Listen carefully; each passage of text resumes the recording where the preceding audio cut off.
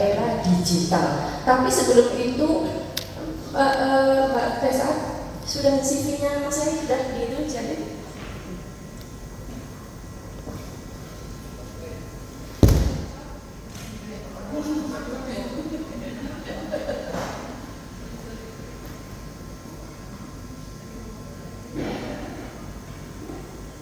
Sebentar, yang penasaran dengan CV-nya Mas Ari sebentar.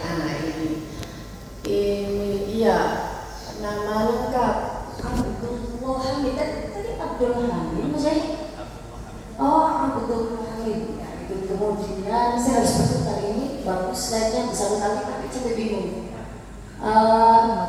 Lahir di Pati mana? Mana ini? Enggak ada.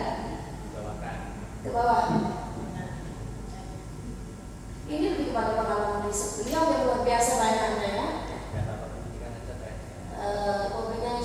Jurnalnya sudah segudang. Berarti guru besar ini kayaknya. Sudah rektor kepala ya Mas? Amin. Akhirnya tahun berapa? Katanya penasaran. Masih muda deh. Masih muda soalnya, tapi sudah berlimpah pengetahuannya.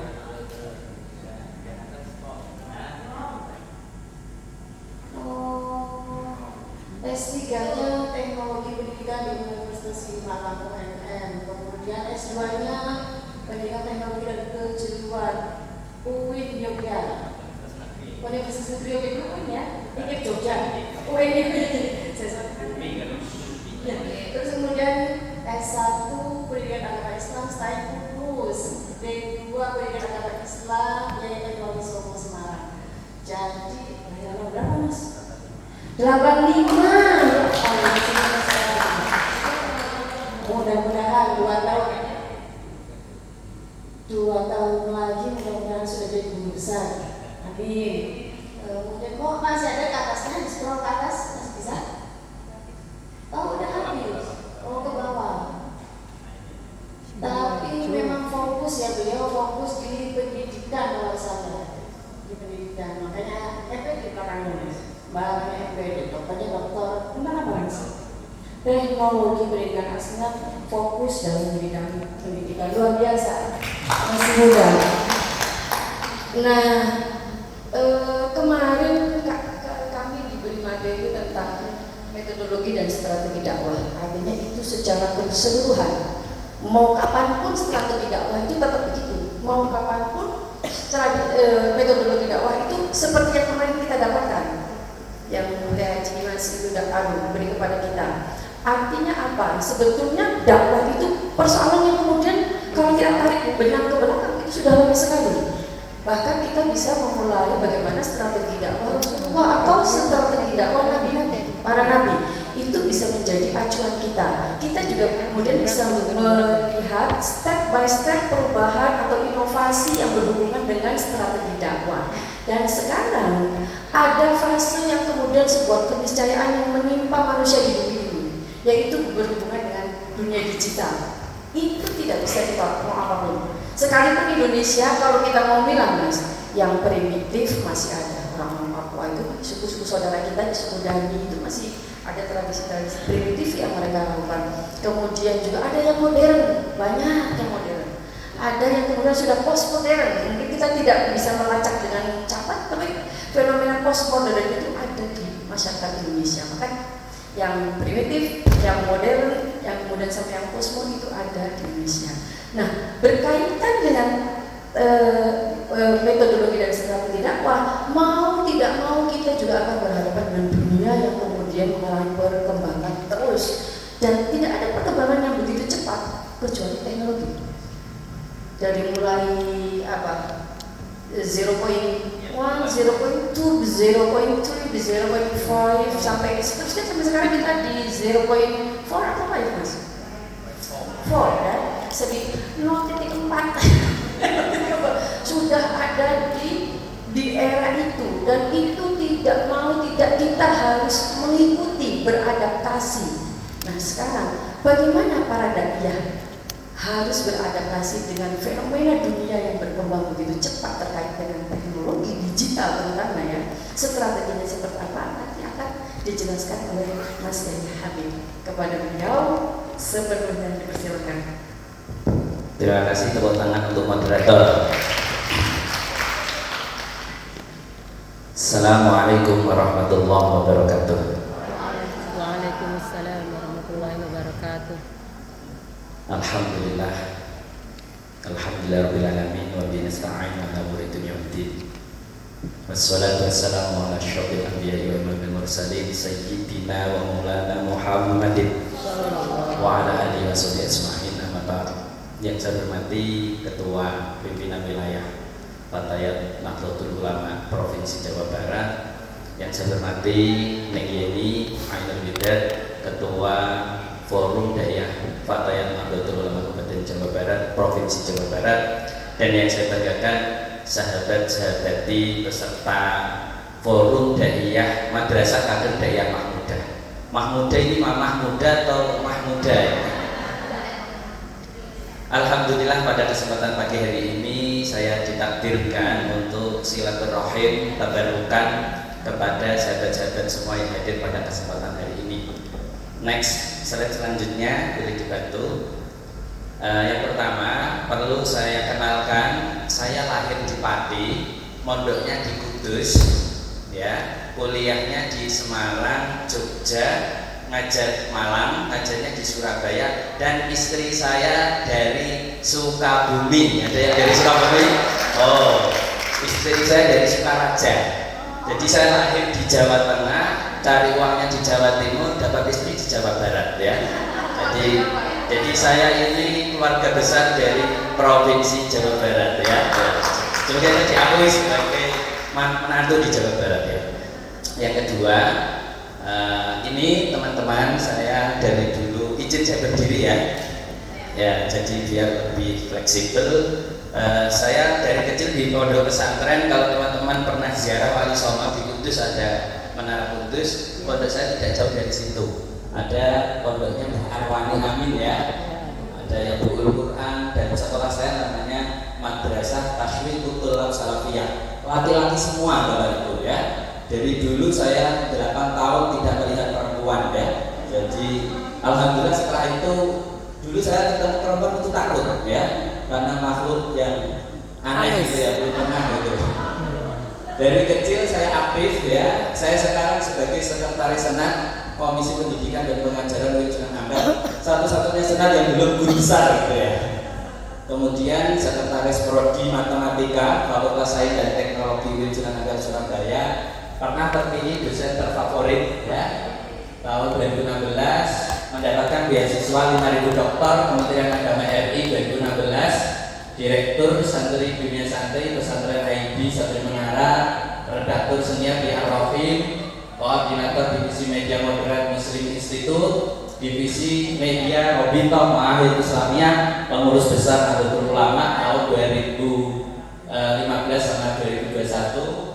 Sampai sekarang masih diamanai sebagai Wakil Sekretaris Lembaga Pendidikan Tinggi Nahdlatul Ulama Provinsi Jawa Timur, Sekretaris Dewan Pembina Lembaga Perekonomian Gerakan Pemuda Ansor Jawa Timur, kemudian pengurus BW Ansor Jawa Timur dulu 2014, pernah menjadi ketua pimpinan cabang Ikatan Pelajar Nahdlatul Ulama Kabupaten Pati.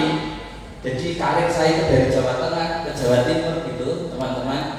Aktif di pergerakan Mahasiswa Islam Indonesia ya. Ada yang alumni PNI di sini sahabat ya. Oke, banyak. Pernah jadi presiden BEM, dan saya juga pernah wisudawan terbaik ya ketika kuliah ya. Dan sekarang saya menulis buku diterbitkan oleh Gramedia Kompas, judulnya Literasi Digital Santri Milenial ya. Ini teman-teman ya. Teman-teman kalau mau silaturahim, ini Instagram, Facebook, Twitter, ini Doail Ahmed 07, ini nomor BH, dan ini email saya. Next.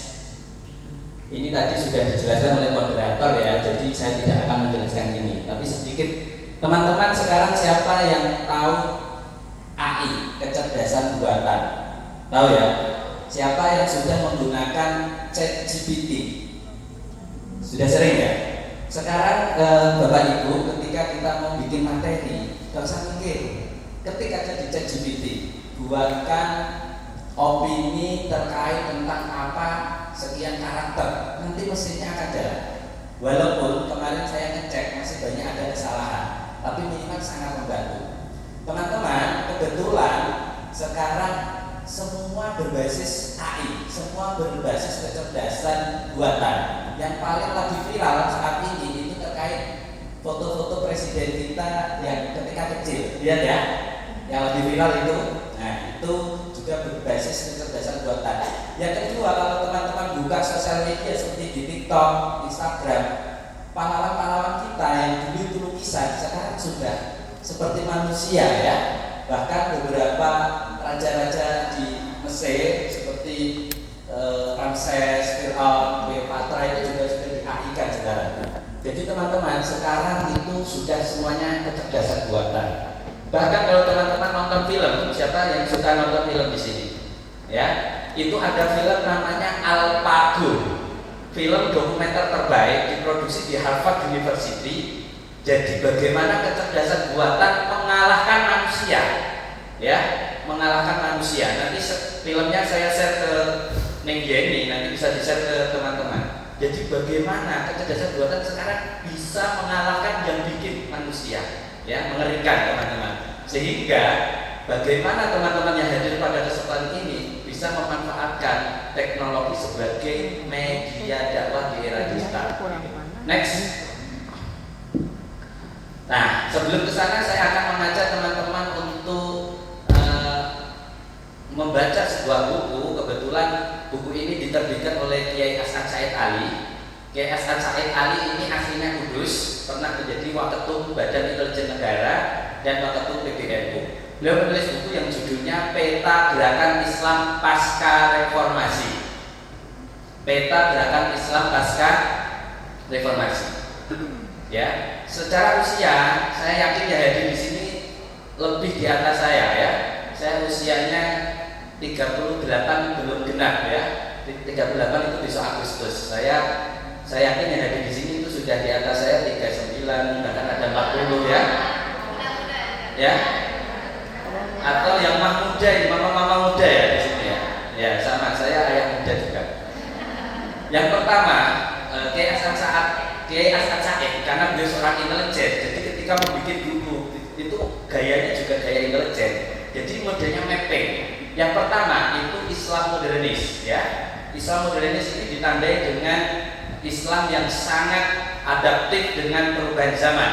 Teman-teman saudara kita di Muhammadiyah ini bagian dari Islam modernis. Beliau mempunyai tagline Islam berkemajuan. Bagaimana Islam itu harus soleh fikuli zaman memakan, harus menjawab tantangan ya, harus sesuai dengan muktadul hal kalau dalam bahasa pesantren, situasi dan kondisi. Kemudian yang kedua adalah Islam tradisionalis konservatif.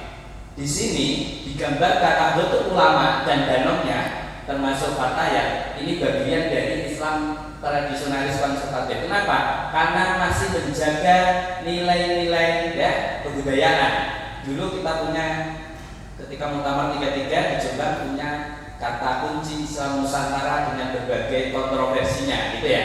Kemudian yang ketiga itu ada Islam transformis, ya. Jadi bagaimana Islam ini selalu bergerak, ya, bertransformasi, berubah wujud, ya, sesuai dengan kondisi zaman. Kemudian ada Islam fundamentalis. Islam fundamentalis ini adalah Islam yang masih punya pemikiran bahwa Indonesia ini harus berbasiskan dengan negara Islam, ya. Nah, padahal kita tahu Muhammadiyah, Nahdlatul Ulama maupun yang lain sudah sepakat dan organisasi Islam yang lain bahwa Indonesia ini Pancasila adalah sebagai landasan negara final. Kemudian yang kelima adalah Islam non-mainstream, bukan bagian Islam modernis, bukan bagian dari Islam tradisionalis konservatif, bukan bagian dari Islam transformis, dan juga bukan bagian dari Islam fundamentalis. Kenapa saya ceritakan ini? Karena kalau teman-teman, sahabat-sahabat dulu zaman Orde Baru, itu Islam itu hanya 2, 3 lah. Kalau nggak Nahdlatul Ulama, Muhammadiyah ya bukan dari Nahdlatul Ulama dan bukan dari Muhammadiyah. Tapi pasca reformasi itu tiba-tiba Islam di Indonesia kok banyak sekali modelnya. Kalau di daerah Jawa Tengah, di Solo itu ada namanya Majelis Tafsir Al-Quran atau MTA. Pernah dengar ya? Kemudian ada lagi yang baru-baru muncul pasca reformasi, itu banyak sekali. Sehingga untuk mengetahui metode dakwah di era digital, maka diperlukan mengetahui mapping Islam, gerakan peta gerakan Islam pasca reformasi. Oke, gitu ya. Next. Kemudian kalau kita sudah tahu mapping, pertanyaannya adalah posisi kita berada di mana, ya? Mamah muda ini posisinya berada di mana? Mamah muda ini ya. Yang pertama, teman-teman di sini mayoritas seorang ibu ya, ya kan? Nah biasanya ibu itu walaupun aktivis di Fahmina, walaupun aktivis di gerakan feminis, tetap dituntut untuk menyelesaikan tugas-tugas domestik di rumah, ya Anda. Walaupun kalau pegang mic itu feminisme dan seterusnya, tapi pulang ke rumah tetap harus menyelesaikan tugas-tugas domestik di rumah, ya kan? Ya mungkin teteh yang istrinya Kang Iin, siapa namanya Teh Yanti juga sama, walaupun beliau kalau pegang mic itu gaya, tapi kalau pulang ke rumah juga harus menyelesaikan tugas-tugas domestik gitu. Yang kedua, mama-mama muda yang hadir di sini selain menjadi seorang ibu atau calon ibu juga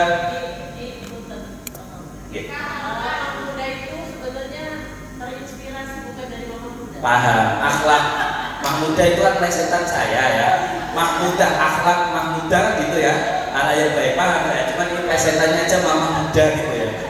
Yang kedua, seorang kita yang hadir di sini itu kalau enggak seorang ibu atau calon ibu juga biasanya seorang istri. Bagaimanapun sehebat apapun Anda dituntut untuk menjadi partner oleh pasangan Anda, gitu ya. Kemudian yang ketiga, yang hadir di sini usia kita itu juga menjadi seorang profesional, mungkin di tempat kerjanya sebagai seorang guru, sebagai seorang dosen, sebagai seorang bekerja dimanapun. Jadi di sini teman-teman yang hadir di sini dituntut untuk bekerja secara profesional, ya. Kemudian selanjutnya Anda yang hadir di sini juga sebagian ya mempunyai orang tua dan mertua, ya kan?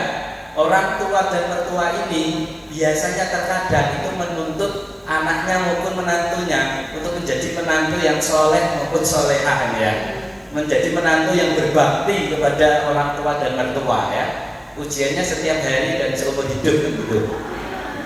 Kemudian yang terakhir kita juga dituntut oleh anak-anak kita untuk cinta dan kasih sayang di tengah kesibukan masing-masing.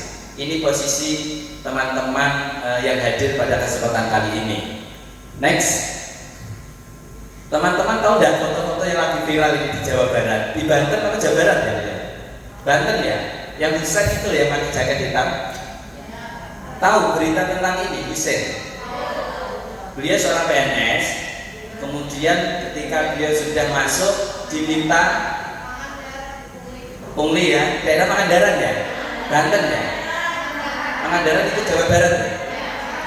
Oke, beliau dimintai uang, kemudian beliau, saya mengikuti Instagramnya, beliau dimintai uang, kemudian beliau tidak mau karena PNS awal kan tahu sendiri ya Bapak Ibu, gajinya itu kan belum 100%, terkadang kan dirapel. Saya kan juga PNS, jadi kan tahu ya, gajinya juga dirapel, dimintai uang, dan beliau memutuskan untuk mengundurkan diri. Kalau nggak salah terbaru itu beliau kemarin dipanggil sama Pak Gubernur Jawa Barat ya. Nah, kemudian ada lagi Bima yang kemarin viral, tahu ya? Bagaimana Lampung menjadi sangat viral di media sosial gara-gara di Bima. Beliau posisinya ada di Australia, tapi dengan gerakan beliau di media digital, beliau bisa menggemparkan Gubernur Lampung, bahkan Presiden turun langsung ke Lampung. Bayangkan jalan Lampung yang saya mengalami sendiri kemarin ke Tamar NU, ya Masya Allah ya jalannya itu tidak manusiawi gitu ya. Nah, dan beberapa teman-teman yang lain yang ada di sini. Pertanyaan saya, apakah beliau semua ini bagian dari Fatayat Aisyah atau di gerakan NGO di Indonesia? Bukan kan? Pertanyaannya adalah Fatayat Aisyah dan teman-teman ini kemana saja? Ya, programnya ngapain aja? kok kalah sama Bipa, sama Husain dan kawan-kawannya di sini? Apakah kehadiran kita seperti tidak kelihatan atau wujud dulu keadami? Apakah fakta yang Aisyah dan organisasi pemuda ini masih dibutuhkan, relevan atau tidak? Ini yang harus menjadi autokritik kita, teman-teman. Ini yang harus kita renungi bersama. Kenapa orang-orang yang tanpa mempunyai latar belakang organisasi gerakan ormas, tapi beliau mempunyai dampak kemanfaatan yang sangat luar biasa. Nah, maka pertanyaannya adalah apakah fatwa yang Aisyah atau organisasi kemudaan itu masih dibutuhkan oleh masyarakat atau tidak? Masa? Buktinya mana? Next, teman-teman, ini ada beberapa survei, ya. Survei ini dibagi menjadi Gen X, Gen Y, dan Gen Z. Gen X ini seumuran ibu kita, ya, ibu, bapak, kakek, nenek kita itu Gen X. Beliau mengatakan ormas-ormas itu sangat penting sekali. Kenapa? Karena biar kalau nyalek cepat jadi, kan gitu. Ada di sini yang hadir, saya tahu ada yang calon legislatif soalnya, ya. Iya. Kemudian Gen Y ini orang-orang yang kelahiran sekitar tahun 80-an ke atas. Ada yang hadir di sini 80-an, ya, 81, 82, 8, ya. Kayaknya mayoritas ini Gen Y masih mengatakan penting. Tapi kalau teman-teman survei ke Gen Z itu usia anak-anak kalian, ya, anak-anak kalian, keponakan, yang arek-arek sekarang yang lagi hari ini lagi world ticket supply hari ini, ya. Ya, ini mengatakan bahwa organisasi masyarakat kepemudaan itu sudah tidak penting, Bapak Ibu, ya. Dan gara-gara kenapa? Salah satunya adalah gara-gara internet, ya. Internet menjadi salah satu media wasilah yang sangat luar biasa untuk mempengaruhi pemikiran mereka. Bapak Ibu, kemarin ada SEA Games, ya, nonton bola. Tahu nggak ketika upacara pembukaan di Kamboja itu bendera merah putih kebalik, tahu ya? Ngikuti sosmed, ya. Apa yang terjadi? Media sosial, media resmi, ya, Asian Games diserang habis-habisan oleh netizen Indonesia, ya. Mereka membuat profil bendera Kamboja dibalik. Jadi orang Indonesia itu netizennya itu galak-galak se-Asia, ya. Tepuk tangan untuk kita, ya. Jadi langsung diserang. Bahkan akun Perdana Menteri Kamboja itu diserang, ya. Pokoknya kalau macam-macam sama Indonesia itu netizen Indonesia itu barbar, ya, mengerikan gitu, sangat ugal-ugalan gitu, ya. Next,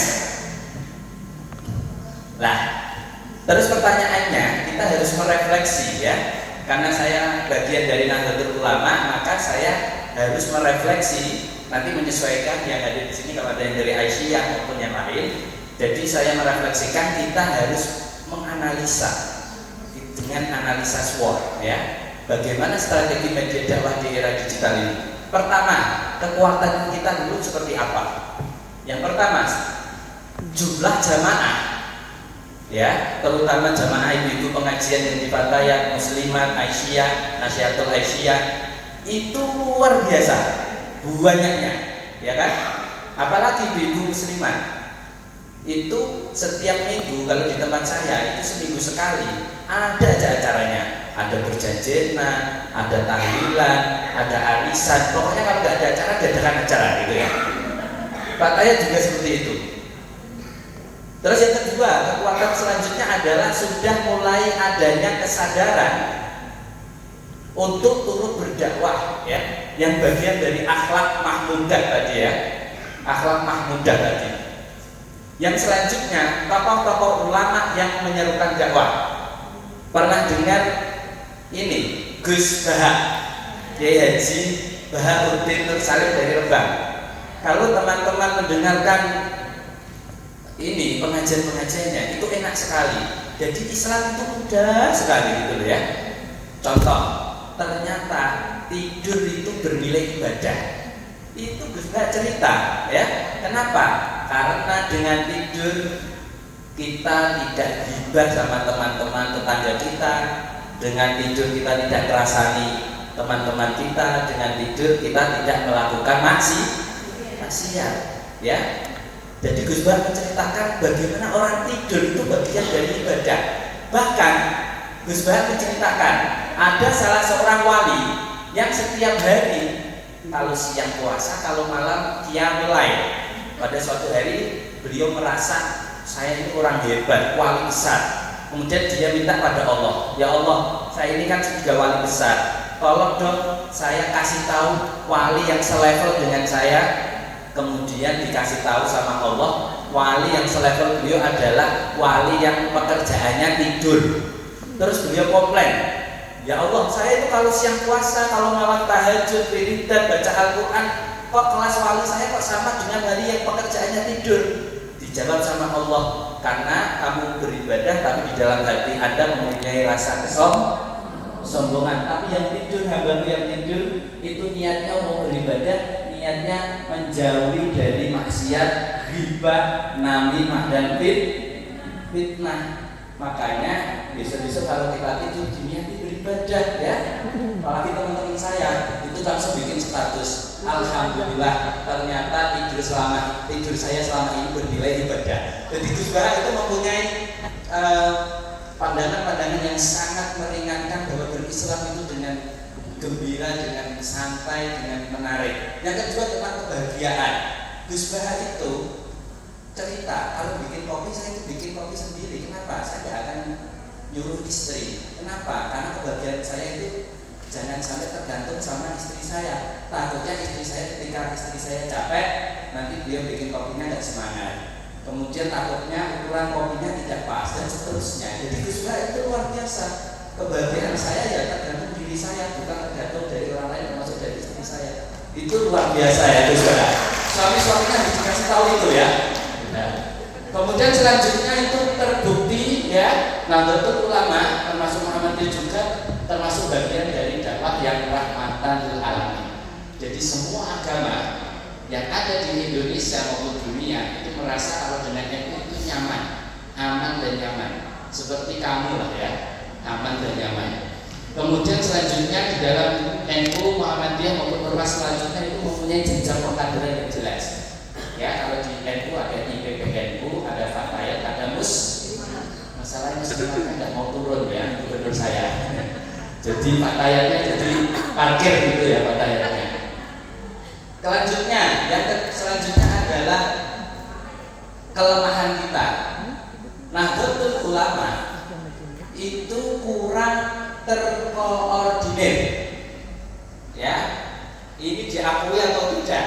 Apalagi seperti sebentar lagi ada pemilihan presiden, pemilihan legislatif juga kan?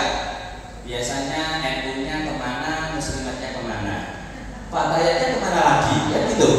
Belum ada di IPU, PMI itu kemana lagi? Ini masalahnya. Yang kedua tersekat-sekat. Terkadang yang Fatayat daerah Priangan, Pasundan, Pantura dan lain sebagainya ini merasa primordialismenya muncul, jadi merasa tersekat-sekat. Ini kelemahan kita.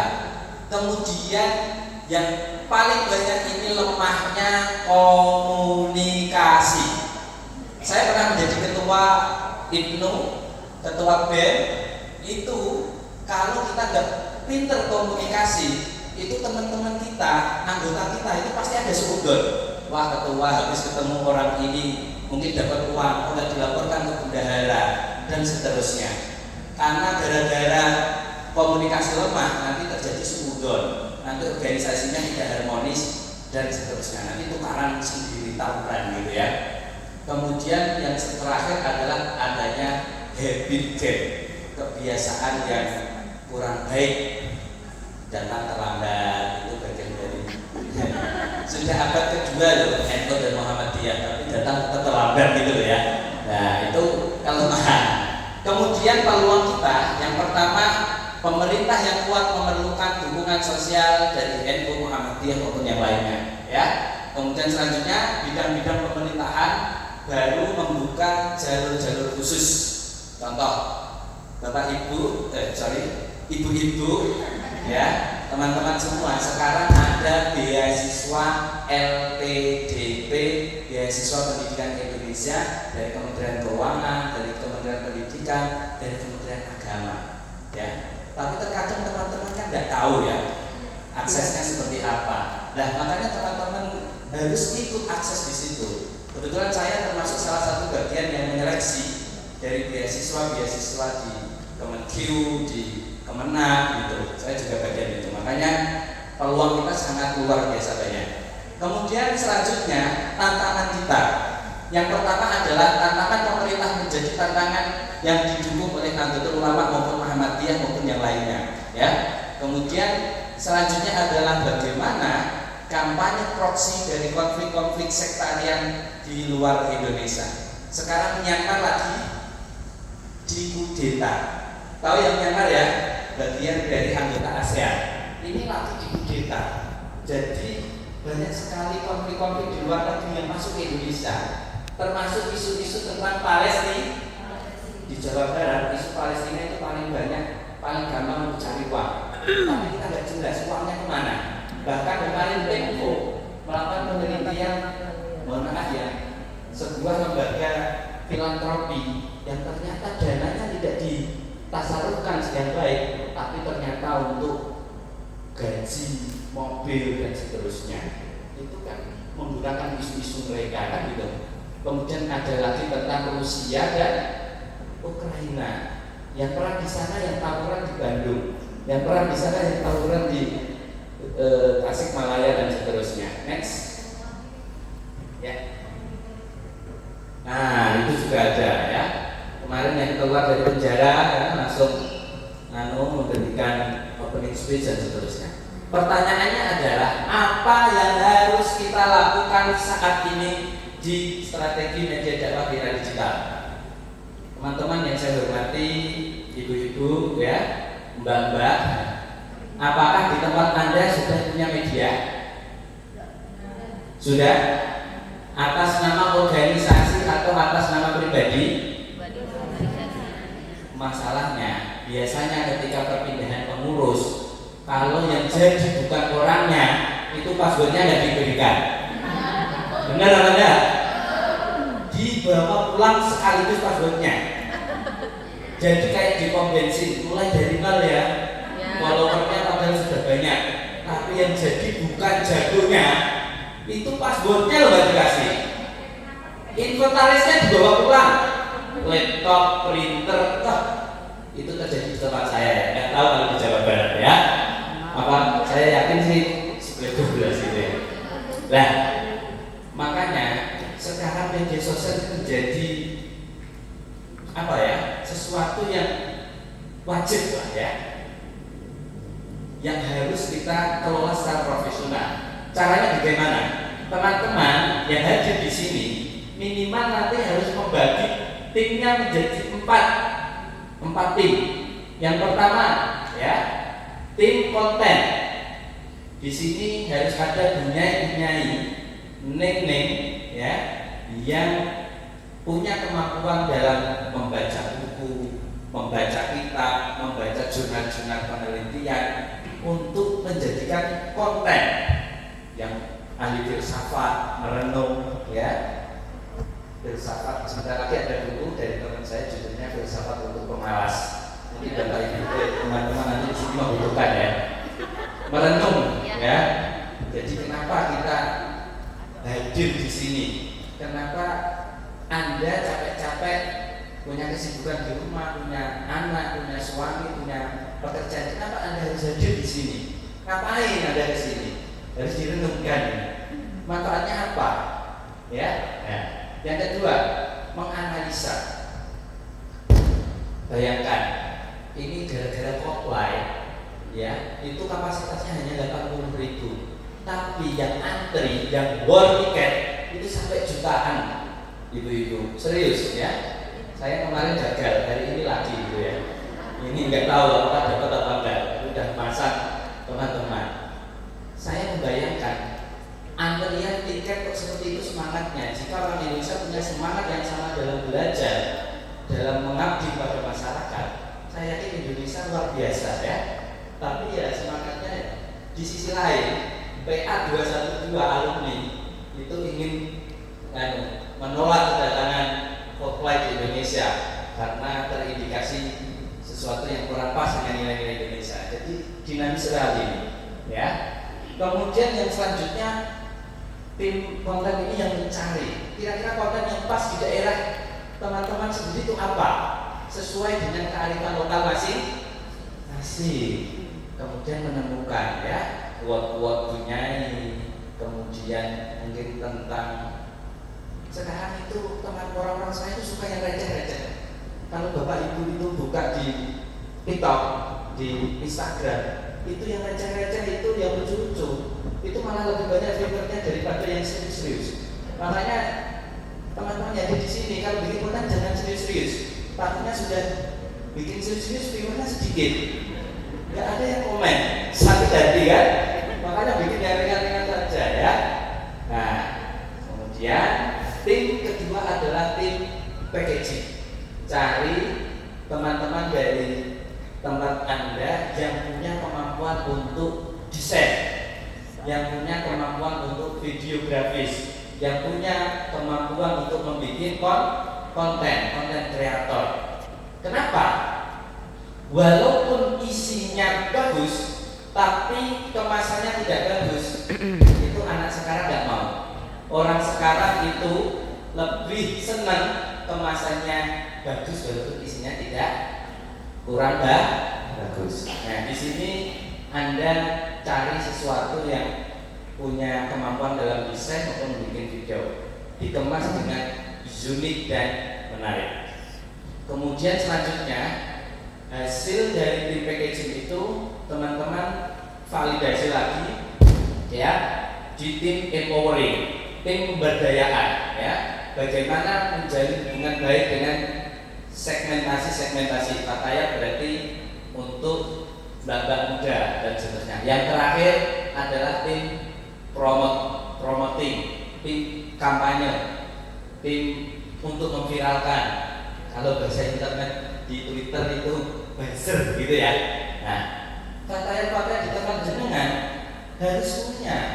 Sekarang demonstrasi sekarang, daripada ibu-ibu mbak-mbak ini pegang mic di jalanan sambil teriak-teriak dan tidak didengarkan oleh anggota dewan yang terhormat, yang tidak didengarkan oleh kebijakan, lebih baik seperti Bima, lebih baik seperti Husein.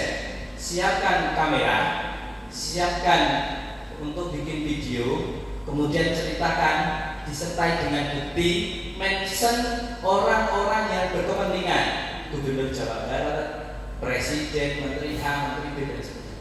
Bikin tagar yang sama di waktu yang sama, itu lebih jadi trending public dan lebih berimpas, dan dia lebih takut itu daripada jenengan kelapa di jalanan lapar sendiri gitu ya. Nah, seperti itu. Next. Nah, ini teman-teman, tugasnya RTL dari materi saya ini nanti ini yang pertama adalah pemetaan ya, pemetaan sosial media di tempat teman-teman sendiri. Setelah itu pilih sosial media.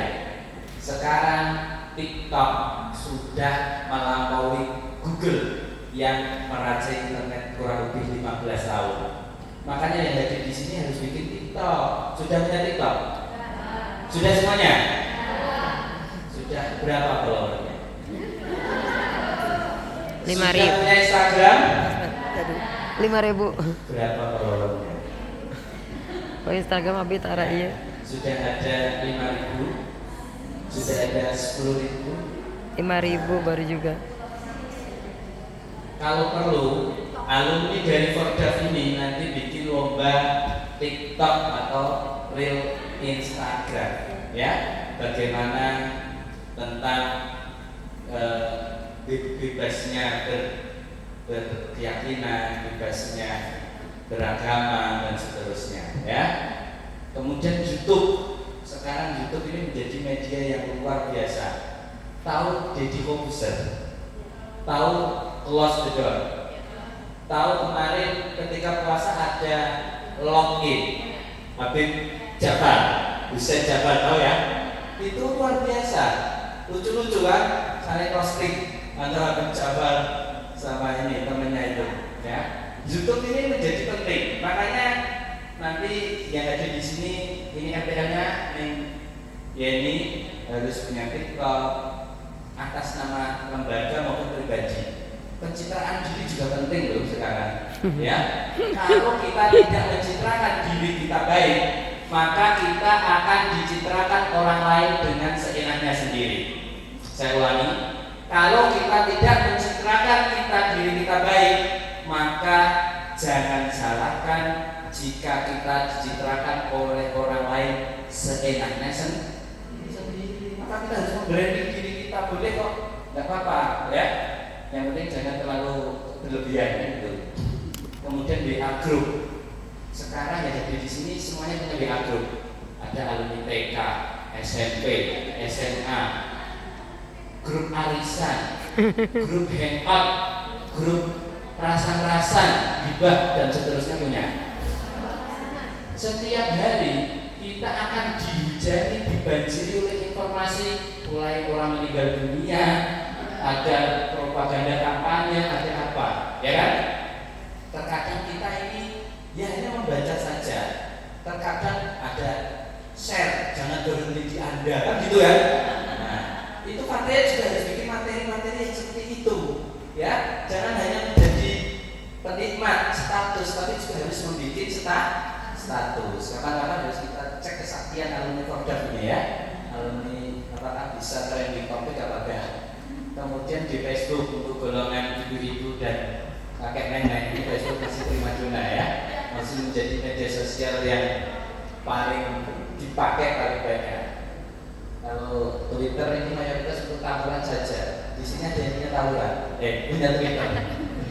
Ya, Twitter ini menjadi media yang kalau malam itu tawuran terus, tweet war terus gitu ya, sampai capek. Ya, yang terakhir ada podcast. Ya, kenapa? Kobuser, Habib Hussein, Perintah Muslim, dan para artis sekarang itu sudah punya podcast. Ya karena podcast ini termasuk najwa, ya, najwa narasi, najwa siap itu juga sekarang punya podcast. Jadi bagaimana Kodam atau masing-masing teman-teman Fatayat Aisyah, Masyarakat Aisyah yang ada di daerah itu juga kita harus rame-rame, ya, meramaikan media sosial dengan konten-konten kita. Selanjutnya memanfaatkan AdSense, ya. Jadi di Facebook, Instagram itu juga bisa disponsorkan. Sponsornya 1 minggu itu murah, ya, 250.000 bisa. Target segmentasinya usia berapa bisa. Laki-laki perempuannya didesain juga bisa. Ini kalau punya anggaran ya, bisa pakai ini AdSense. Kemudian selanjutnya call center. Jadi kalau Fatayat punya program, harus punya call center. Jangan nggak ada nomor yang bisa dihubungi, ya. Jadi malah kayak sesuatu yang nggak jelas. Kemudian selanjutnya kita punya produk yang unggul dan unik. Kalau menjadi yang terbaik itu susah, tapi menjadi yang berbeda itu mudah, ya. Kalau dalam pesantren ada kaidah khalif tu'raf, berbedalah maka kamu akan terkenal. Contoh, orang pakai sama pakai baju putih, kamu pakai baju hitam, kan paling berbeda, mencari perhatian. Kemudian yang terakhir, kolaborasi dan inovasi. Saya dulu punya pemikiran saya harus selalu menjadi nomor 1. Makanya saya sering menjadi wisudawan terbaik, dosen terbaik. Dulu pikiran saya itu harus selalu nomor 1. Tapi kelemahan saya masih berpikir menang kalah. Kalau saya menang, saya harus mengalahkan orang lain. Ternyata itu salah, teman-teman. Sekarang era 21 eranya kolaborasi. Gak ada orang yang hebat dalam bidang apapun, harus saling mengisi, sinergi, kolaborasi, berpikir menang dan menang, bukan berpikir menang saya sadar ketika saya membaca sebuah buku The Seven Habits. Ada yang pernah baca ini? Karangannya siapa? Karangannya siapa? The Seven Habits of High Effectivity. Karangannya siapa? Stephen Covey.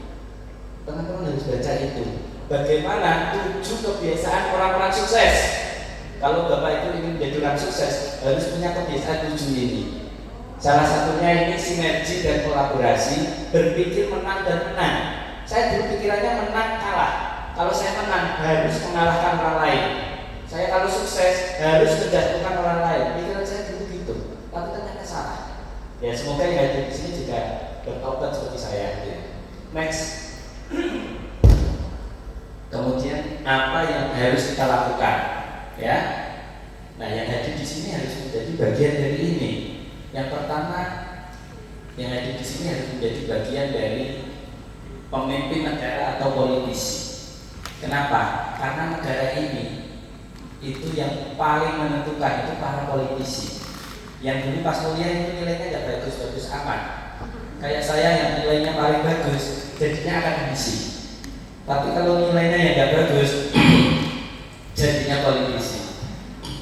Yang nasib kita tergantung karena ini, ya kan? Lagi bentar lagi ini pilkada. Saya ini sudah ditelepon dari PKB untuk saya suruh bantu, dari Golkar untuk saya suruh bantu, P3 untuk saya suruh bantu. Terus pokoknya banyak sekali ya. Padahal saya sendiri ya. Ini sudah tahun-tahun politik, hati-hati ya yang punya pengaruh di sini. Nanti teman-teman akan dihubungi oleh caleg-caleg ya, harus hati-hati. Yang kedua adalah saudagar. Negara Indonesia itu dipercaya atau tidak itu dikendalikan oleh pengusaha-pengusaha dan saudagar-saudagarnya. Jadi dia kalau mau ada kepentingan baik tentang pertambangan maupun tentang sesuatu, dia akan berkomunikasi dengan para politisi. Makanya yang ada di sini semoga menjadi salah satu nanti ada yang jadi pengusaha atau saudagar ya. Karena kenapa? Karena di Nahdlatul Ulama dulu salah satu ya organisasi sebelum lahirnya Nahdlatul Ulama ada namanya Nahdlatul Tujar, kebangkitan para saudagar bisnismen. Kemudian selanjutnya adalah pemimpin masyarakat. Mbah Yai Maimun Zubair dari Saran itu pernah berfatwa untuk menjadi pemimpin itu boleh ya, mohon maaf ini agak sensitif tapi menurut Maimun ya saya bilang ya, boleh memilih kebenaran. Jadi kalau Anda menyalon sebagai kepala desa kayak Butejo, ikut pilih Butejo, nonton enggak? Beliau kan jadi nyalon kepala desa. Awalnya kan suaminya Pak Tejo, tapi ternyata nggak jadi Butejo yang maju. Nah, menurut Mbah Maimun Zubair, kalau memang di situ di sebuah daerah kok rivalnya orang yang tidak tahu agama, maka kita sebagai orang yang tahu agama harus ikut maju. Bahkan kalau kepepet, waduh ini jangan direkam nanti viral ini.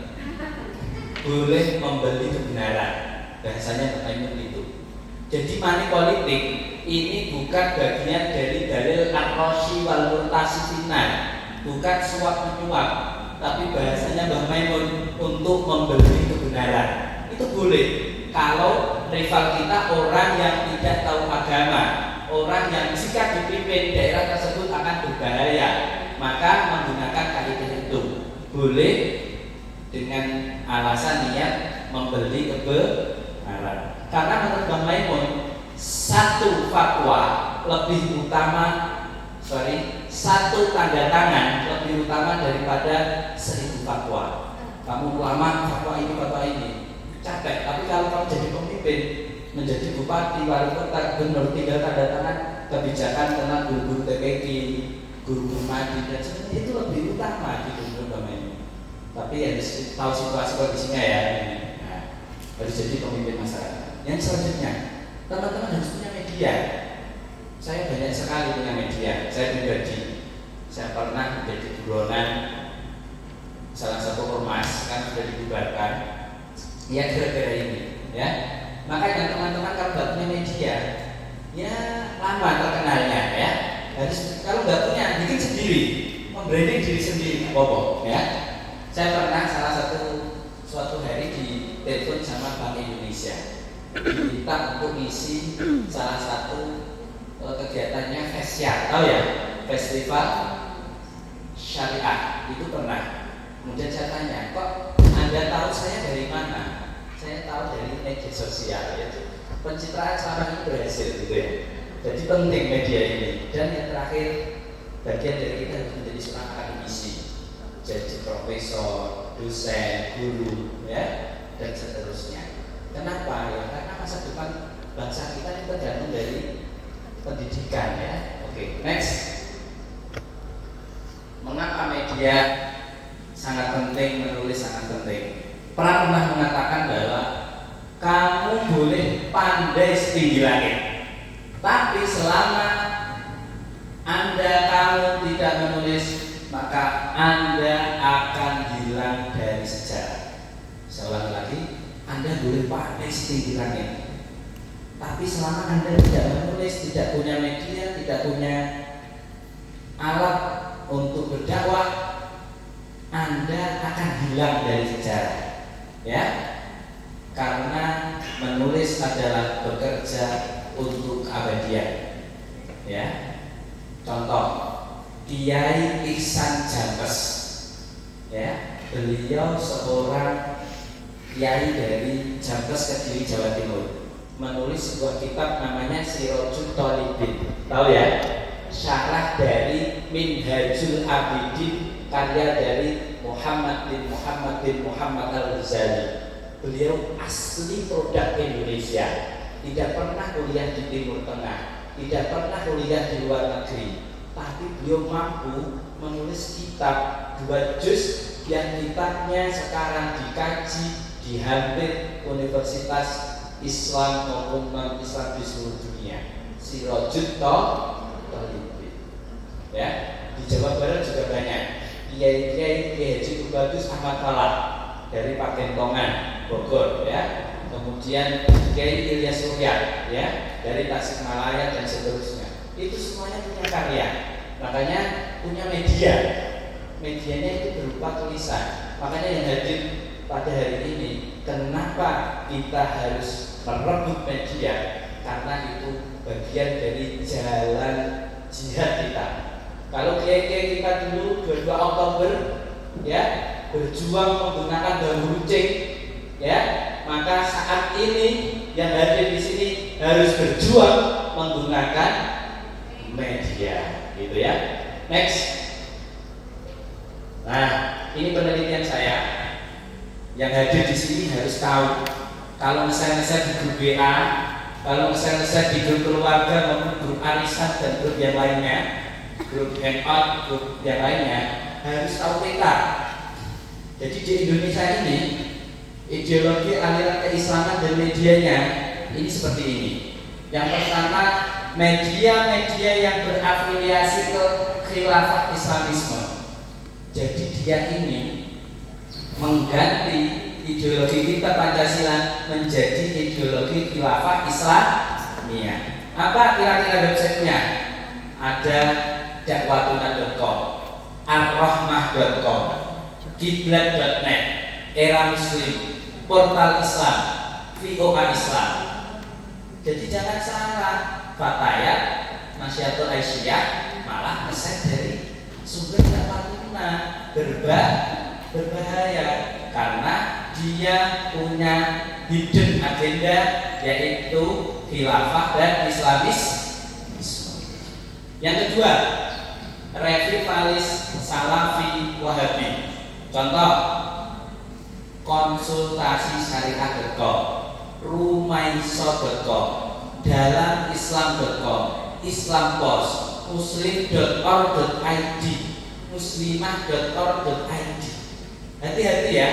Di sini yang diserang bukan Indonesianya, tapi moderasinya. Seperti Muhammadiyah NU diganti keislamannya dari yang moderat menjadi tidak moderat. Ya, kalau tadi dari sisi kebangsaan, kalau sisi dari ini adalah sisi akidah.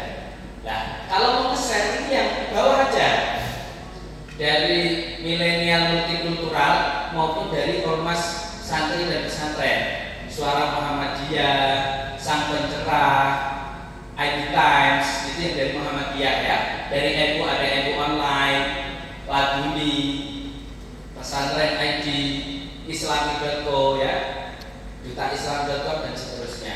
Nah, yang sebelah kanan teman-teman, ini milenial multikultural, ada Alif ID. Ini yang punya malah orang Cirebon ini, ini namanya Mas Hamzah, Alif ID. Kemudian ada bincangsyariah.com. Ini yang mengelola alumni dari Pondok Pesantren Darussunnah pimpinan almarhum Profesor Mustafa Ali Yaakob. Ya, ada Islami.co. Ini Mas Syafiq Ali, tetangga saya dari Pati ya. Arofik ID, ini saya pengelolanya. Harokatuna, ya, Harokah Islamiyah ini punya teman-teman. Jadi minimal teman-teman yang hadir di sini kalau mau nge-share itu yang bawah halal, yang atas haram, gitu ya. Kira-kira seperti itu. Next. Nah, posisi NU, posisi Muhammadiyah ya ini sama ya. Karena saya bagian dari Nahdlatul Ulama, maka saya mencontohkan minimal harus jadi 3 ini teman-teman. Kita harus jadi birokrat. Saya sudah jadi birokrat ya, NS. Saya dulu Kudus itu pondok saya itu pondok yang sangat mirai. Sampai detik ini pondok saya usianya sudah hampir 100 tahun, 90 sekian tahun. Itu tidak menerima bantuan dari pemerintah. Tidak mau menerima. Kenapa? Karena bagi saya punya persepsi bahwa uang pemerintah itu uang syubhat. Karena tercampur dari dana pajak, pajak dari tempat prostitusi, pajak dari minuman keras. Makanya sampai detik ini pondok saya tidak menerima bantuan dari pemerintah. Bahkan beliau itu melarang santrinya untuk jadi pegawai negeri. Saya ini salah satu santri yang apa ya, nggak mengikuti aturan di madrasah saya. Ya, saya mengikuti aturan dayai bahwa Indonesia ini tinggalannya kiai. Maka saya sebagai santri harus melanjutkan kiai. Maka saya memilih jadi birokrat ini ya. Kemudian kalau tidak itu, teman-teman harus jadi pengusaha. Di Indonesia ini kalau Anda tidak pintar, tidak kaya, tidak dihormati orang, ya, milihlah. Kalau nggak pintar, kaya. Terus nggak pintar, nggak kaya. Nggak pinter, nggak kaya, nggak suarahan. Yang terakhir jadi politisi. Ya, ini tadi ini mau nyalok ya. Ini kebetulan ini istrinya teman saya. Jadi nanti jadi politisi yang baik ya, ya. Jangan jadi politisi yang kalau sidang hidup gitu ya, dibayar rakyat. Next. Nah, bagaimana cara berliterasi digital? Saya tidak cerita, saya hanya promosi buku saya ya. Kalau di Gramedia ada tulisan ini, saya bawa buku 1. Nanti saya akan hadiahkan kepada peserta yang bertanya dan pertanyaannya paling bagus. Nanti saya kasih hadiah ini. Literasi digital santri milenial. Kebetulan buku saya dikasih pengantar oleh Gus Yakub, Gus Menteri sama Mbak Menteri yang punya gedung ini ya, Bu Ida Fauzia ya, yang dari Kementerian Ketenagakerjaan. Next. Nah, minimal kita harus bisa strateginya berjejaring ya. Saya 2018 diundang oleh Kementerian Amerika, Kementerian Luar Negeri Amerika ya. Saya mengunjungi Washington DC, saya mengunjungi Atlanta, saya mengunjungi Kentucky. Kalau itu kan cuma makan di KFC ya.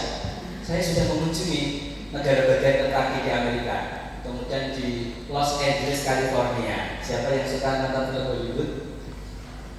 Ada Marvel.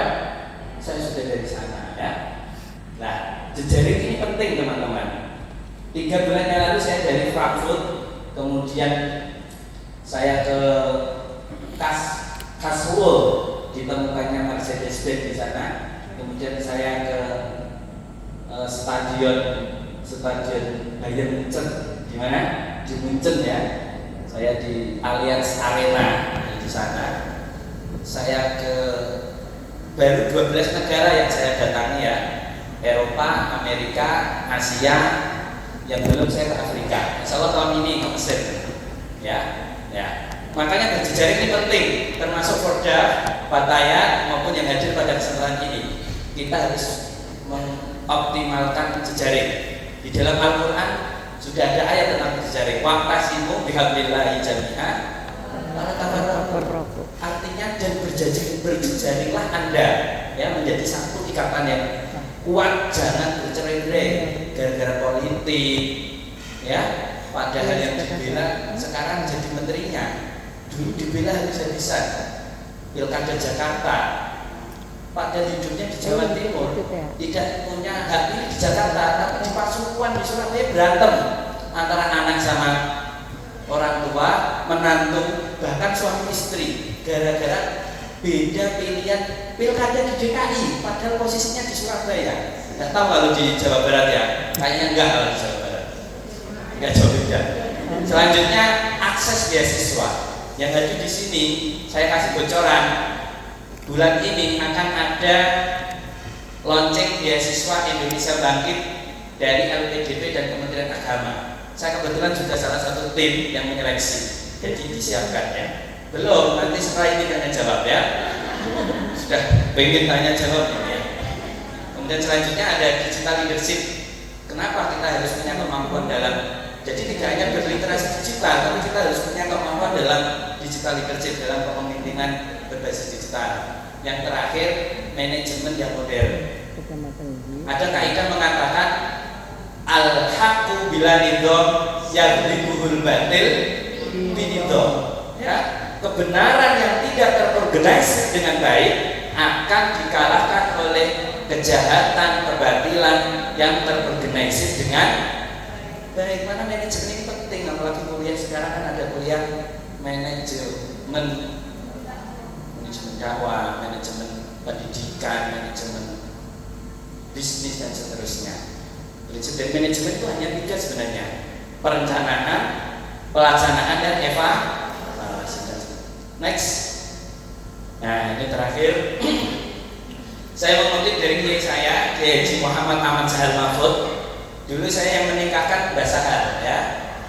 Istri saya suka bumi, tapi yang mengangkatkan Mbah Sahal. Dia mengatakan bahwa menjadi baik itu mudah. Hanya dengan diam, yang terlihat adalah kebaikan. Yang susah adalah menjadi manfaat. Seperti Anda capek-capek dari daerah yang jauh sekali hadir di sini, ingin menjadi bermanfaat. Kenapa? Karena manfaat butuh perjuangan, meninggalkan anak, meninggalkan kerja, suami, dan seterusnya. Kemudian dari Abu Sayyid Muhammad Ali Al-Maliki mengatakan bahwa kepandaian bisa kita peroleh dengan membaca buku, membaca jurnal, membaca alam sekitar. Tapi keberkahan hanya bisa kita dapatkan dengan berkhidmah di Fataya, berkhidmah di Aisyah, berkhidmah di manapun, PPT, madrasah, ya.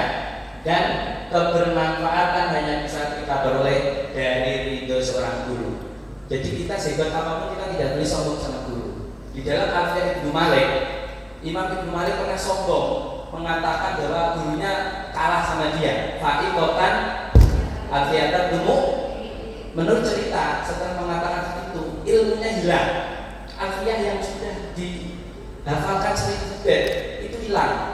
Kemudian dia disuruh minta maaf pada gurunya, akhirnya kembali lagi, ya. Makanya Alfiah itu kan tidak hanya 1000, ada 1003. 3 itu karena tadi merasa lebih itu daripada gurunya. Terakhir, menulislah biar dikenang, berbicaralah biar dikenal, dan bergeraklah biar ditulis. Next.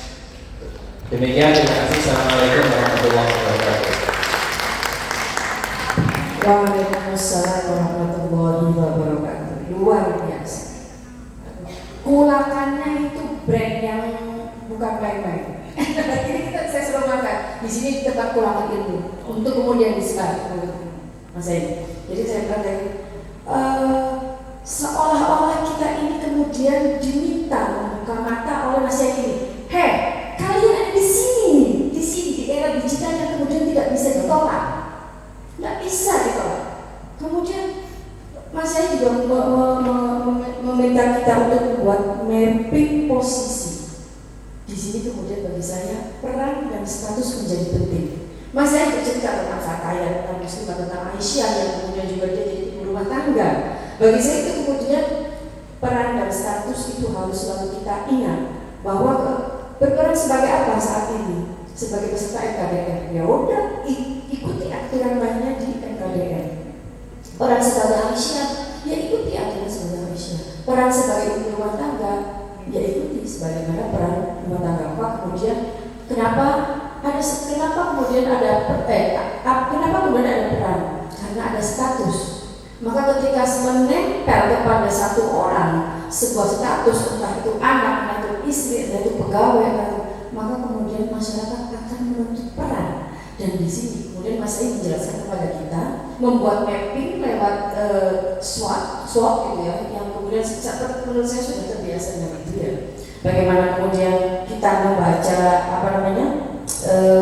kekuatan, kelemahan, peluang, sekaligus ancaman terhadap itu harus sudah mulai dibiasakan.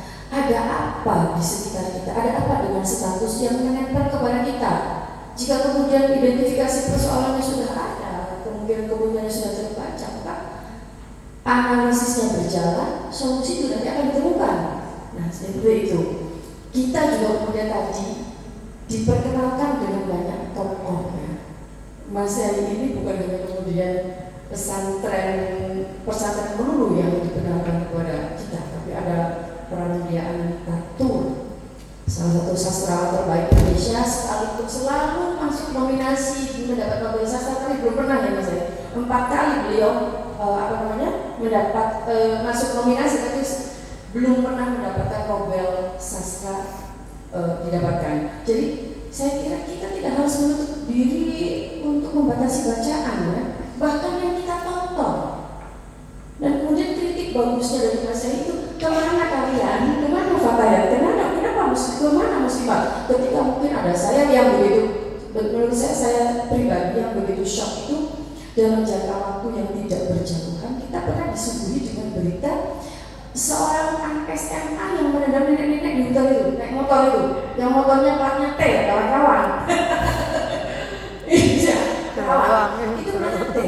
Disusul kemudian sekitar 3 minggu atau sebulan berikutnya itu ada berita anaknya artis yang usianya masih level SMP sudah menjadi bandar narkoba dan kemudian punya anak buah loh Mbak.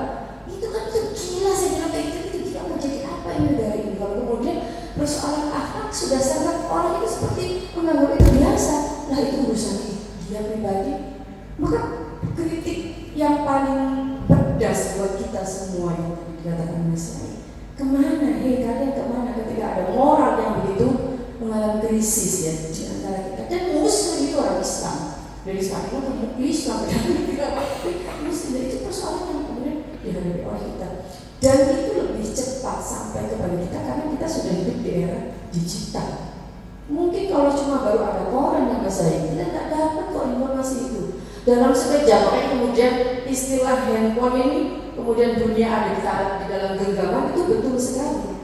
Mau hari ini tahu di Amerika ada banjir, mau hari ini ada hujan salju di Mekah, itu kita tahu pada saat yang bersamaan. Maka kemudian catatan penting untuk panitia RTL nanti Pak Yai minta kita semua dari kita semua punya medsos, baik itu Twitter, YouTube, FB, podcast dan lain sebagainya, TikTok dan lain sebagainya. Tapi saya pribadi Mas Yaya, saya tuh suka bikin di folder. Kalau pakai ini sih Mbak Yaya bikin video, bikin apa gitu. Kadang-kadang tuh ya, ini kalau nggak ada yang suka tuh, ada yang like and subscribe tuh. Bener nggak? Kalau nggak ada, maka saya manfaatkan mahasiswa. Nah kalau punya santri banyak, langsung like and subscribe-nya sudah banyak. Kamu kayak model saya, gitu kan? Nah, jadi itu menumbuhkan PD itu. Kemudian saya sangat suka ketika ada kekuatan kalimat konsen gitu. Tidak harus menjadi yang terbaik, tapi yang berbeda. Itu sedikit atau banyak menumbuhkan perasaan PD lah. Aja ini lah, mau subscribe enggak? Kalau kita ini orang tapi sudah nggak baca, tidak harus dia pencet jempol gitu. Nah itu yang harus dilakukan. Kemudian juga ada informasi-informasi menarik yang terkait dengan PDP atau BSI dan nanti pasti banyak yang tanya. Mesti banyak. Atau nanti Japri kok ya dulu pasti itu Japri gitu ya. Kemudian juga bagaimana dunia digital ini sebetulnya memudahkan kita untuk menjalin network. Itu sangat mudah. Networknya bisa yang paling lokal, bisa nasional sampai kemudian dunia internasional. Saya banyak komentar kemudian. Jadi itu adalah semua dari tadi yang menarik sekali. Silakan peserta RKDM, sahabat-sahabat yang mau belajar silakan.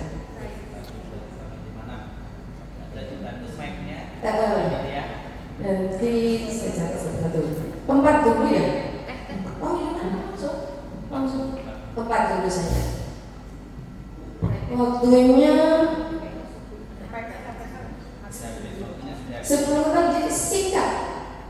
Pak Yai, tolong beasiswa.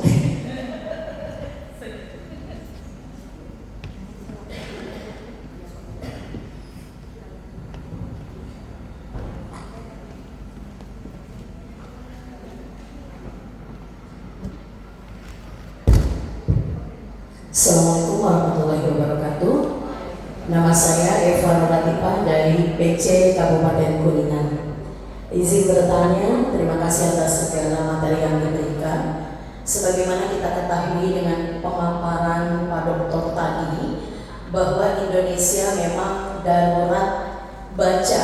Kenapa dibacakan dan disebut darurat baca? Karena memang hampir semua orang membaca hanya judulnya tanpa melihat isinya. Yang ingin saya tanyakan, apakah Indonesia bisa terbebas dari konten-konten provokatif? Terlebih pada saat ini adalah dunia perpolitikan sedang gencar-gencarnya masing-masing membranding dirinya.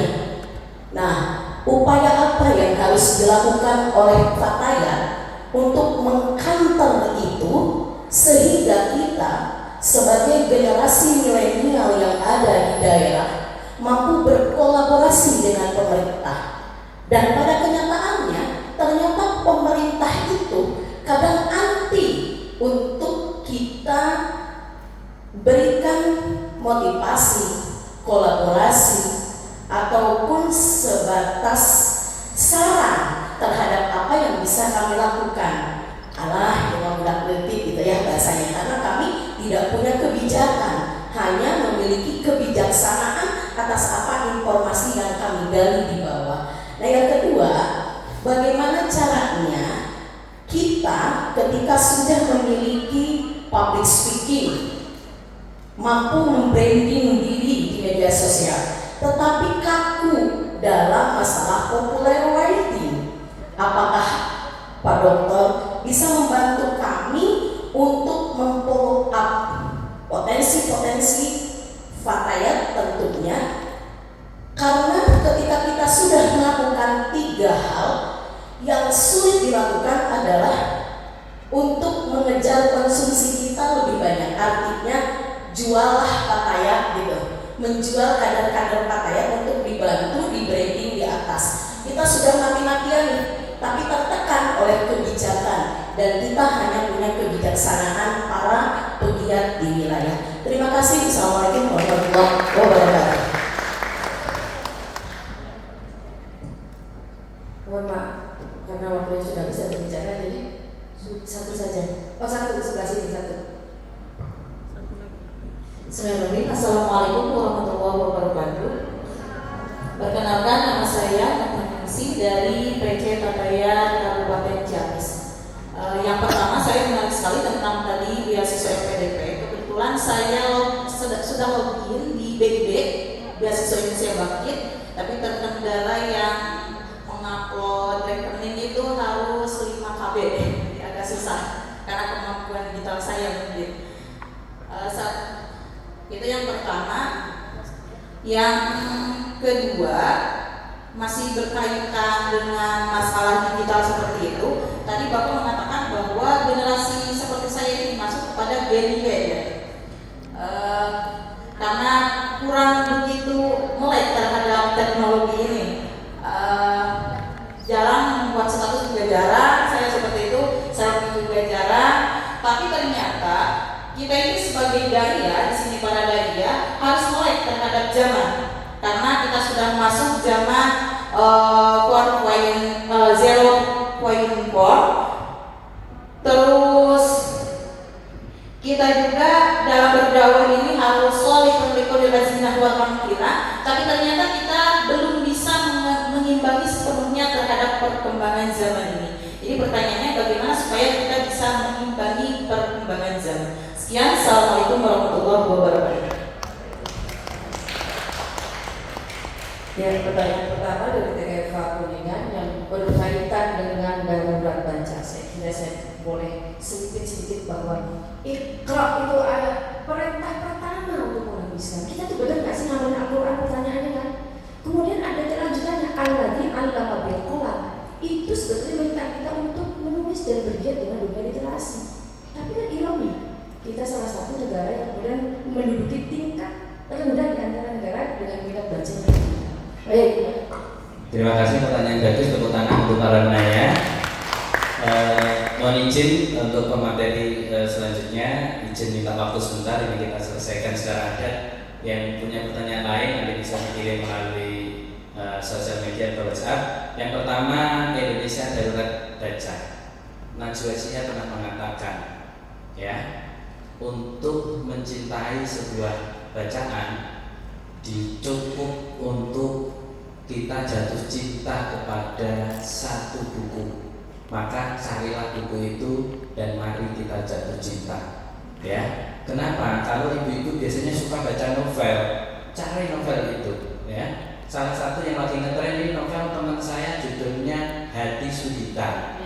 Itu Nengkil Anis. Ini lagi booming. 25 Mei nanti di bioskop akan launching bagaimana kehidupan pesantren, bagaimana kehidupan Islam dalam berdakwah di digital akan di launching dengan epic. Kebetulan saya sudah mendapat undangan gala dinner premier di Surabaya. Jadi bagaimana pesantren itu dipackaging sedemikian rupa menjadi sesuatu yang dakwah yang keren, yang berkualitas, yang bersih, yang tidak hanya terkait dengan keilmuan yang tidak berkembang, tapi juga soleh fikulizan apa makan. Makanya itu baca buku. Yang penting cinta dulu, jatuh cinta dulu pada buku apapun itu, ya. Salah satu yang saya rekomendasikan yang novel. Kamu kalau sudah baca itu nanti lari waktu, kayak ketika teman-teman nonton film drakor gitu ya. Jadi episode 1 mau habis, itu di akhir episode dibikin penasaran, biar langsung nonton episode selanjutnya. Kemudian bagaimana caranya Indonesia terbebas dari konten yang provokatif? Kayaknya tidak bisa, ya. Makanya kita harus punya kemampuan dalam berliterasi digital. Di dalam buku saya ini saya jelaskan ada 3T: tabayun, tasawur, tasdik, dan menggunakan metode tahrij hadis. Ya, lebih lengkapnya nanti buku ini akan saya hadiahkan untuk penanya, salah satu penanya tadi ya. Moderatornya beli sendiri di Gramedia. Kemudian selanjutnya, tahun politik ini sebentar lagi kita akan dipecah. Produksi jadi mohon maaf, buzzer itu memang dibayar untuk mengunggulkan calon masing-masing, ya, dan menjelekkan calon lawannya. Jadi pasti, tapi bagaimana cara kita mempunyai power untuk tidak terpengaruh, ya, respon kita jangan reaktif, ya, kita harus tenang, ya. Mereka itu nanti juga koalisi kok. Anda kok mati-matian dan Anda tidak jadi apa-apa gitu ya. Jadi harus jangan terprovokasi, ya. Jadi diri kita sendiri yang membuat kita ini bisa marah atau tidak, ya. Kalau teman-teman pernah baca filosofi teras, ya, tentang Stoa, filsafat Stoa, nggak ada orang yang bisa membuat kita marah kecuali diri kita sendiri, gitu ya. Kemudian apa upaya yang harus dilakukan Fatayat agar bisa berkolaborasi dengan pemerintah?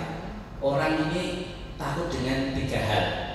1, orang yang mengangkat, orang yang bisa mengangkat dan memecat. Jadi dia kalau bupati, kamu harus lobbynya di gubernur. Kalau dia ketua partai, harus kamu lobbynya di atasnya. Nanti pasti kamu akan ditakuti sama dia, ya. Kalau rumusnya senior saya, Mas Nusron Wahid, kalau Anda tidak diperhitungkan, maka Anda harus bikin perhitungan gitu ya. Itu rumusnya Mas Nusron seperti itu ya.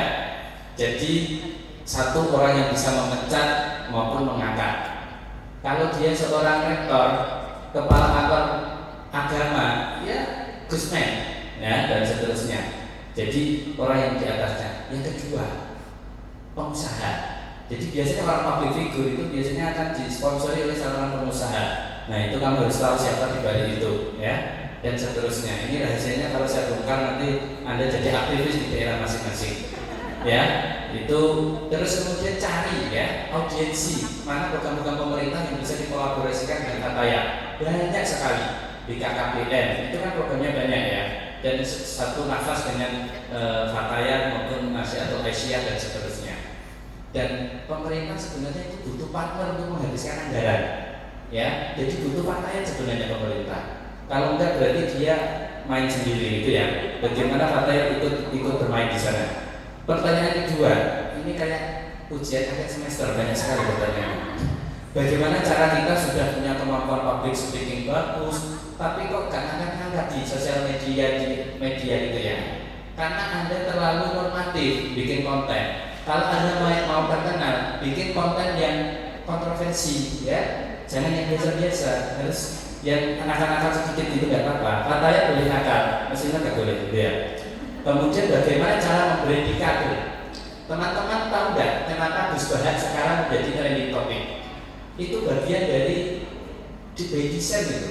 Gus Bahar itu muncul asbabul wurudnya pada waktu itu ada salah seorang ustadz yang subscribe-nya di YouTube luar biasa. Kemudian dari teman-teman pesantren cari antitesanya, cari mahbub kelapaknya, cari kebalikannya. Ketemu tokoh Gus Bahar, produk asli pesantren, tidak pernah sekolah kuliah di luar negeri, tapi kualitasnya tidak kalah ya. Makanya itu by design. Ini calonnya yang akan kita branding harus kita cari benar-benar yang berkualitas. Al-Qurannya bagus, baca kitabnya bagus, bahasa Arab Inggrisnya keren ya. Insya Allah nanti saya sudah tadi malam sudah searching. Nanti kita harus punya salah satu seleb dari Jawa Barat, dari Fordat, dari PB Jawa Barat, mana yang perlu kita branding bareng-bareng. Di sini ada contoh-contohnya yang ada Gus Nadir Sa'usai dan seterusnya. Kemudian dari Ciamis ya, beasiswa Indonesia Bangkit insya Allah akan di launching bulan ini. Kebetulan yang ngurusi itu namanya Mas Lukman Basori. Dia itu senior saya dari Wali Songo Semarang ya. Jadi siap-siap Bapak Ibu yang ingin yang sekarang menjadi guru di madrasah maupun dosen di perguruan tinggi agama Islam bisa mengikuti beasiswa ini. Syaratnya bahasa Inggris dan bahasa Arab, itu syarat wajib. Kalau nggak bisa ya nggak bisa, karena itu SIM-nya. Jadi mulai sekarang disiapkan. Dan kabar baiknya syaratnya itu tidak harus TOEFL yang internasional, boleh menggunakan TOEFL atau TOEFL di wujud bahasa perguruan tinggi agama Islam negeri di wilayah masing-masing ya. Cirebon punya IAIN, Bandung punya dan seterusnya ya. Kemudian masalah upload tadi itu sangat teknis ya, tapi lebih jelasnya kebetulan saya salah satu dari reviewer beasiswa Indonesia Bangkit Kementerian Agama RI. Kemudian selanjutnya bagaimana caranya agar Fatayat tetap bisa soleh di zaman Ramadan. Yang pertama, Fatayat harus mudah beradaptasi, harus mengidentifikasi kelemahan kelebihan. Kalau sudah tahu diri, rajulun yadri annahu la yadri, maka Fatayat akan evaluasi kekurangannya di mana, apa yang harus dilakukan untuk bagaimana Fatayat menjadi solusi terhadap problematika masyarakat di Indonesia. Mungkin demikian dari saya. Mohon maaf apabila ada salah. Akhirul kalam, wallahul muwaffiq ila aqwamit thoriq. Assalamualaikum warahmatullahi wabarakatuh. Waalaikumsalam warahmatullahi wabarakatuh. Matur semuanya mohon bahaya ini buat siapa? Bukunya untuk PC Kuningan. Ya. Moderatornya nanti beli sendiri di Gramedia. Mau diulang lagi yang kemarin tidak. Sekali. Ya, matur nuwun Mas Yai. Sekarang bagi saya kemudian tinggal kita setelah mendapatkan informasi yang begitu banyak, memulai yang belum dimulai. Dan saya meyakini menjadi pantas itu berproses. Akhir kalam, kurang lebih mohon maaf. Wassalamualaikum warahmatullahi wabarakatuh.